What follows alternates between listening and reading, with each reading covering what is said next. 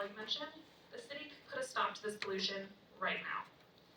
Asheborough's 1,4-dioxane problem comes from industries that pay the city to accept its waste, and it could require the two most significant industrial users who send the toxic chemical to the plant, Starpet in Asheborough and the Great Oak landfill in Brandleman, to treat, limit, or even eliminate the pollutant before they send their wastewater to Asheborough.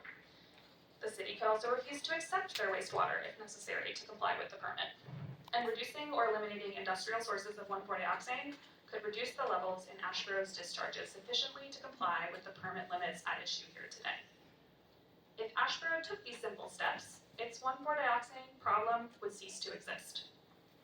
But rather than asking these industries to internalize the costs of the pollution they produce by removing it at the source, Asheborough has created a false dilemma. They tell us that the only two options are to pass increased costs on to ratepayers or continue dumping toxic pollution upstream of the drinking water sources for hundreds of thousands of North Carolinians. But we don't have to make this choice. Neither community would need to bear the cost of this pollution if Asheborough used its pretreatment authority to control 1,4-dioxane at the industrial source. And experience teaches us that this is possible.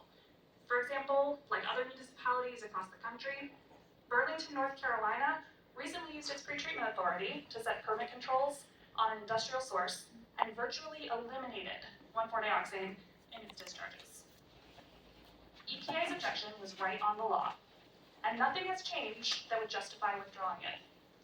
Reaffirming this objection will protect downstream drinking water users without passing costs on to the utility or its ratepayers. Asheborough can solve this problem, and its refusal to do so is not fair to the rest of us who have to worry when we turn on the tap. Thank you.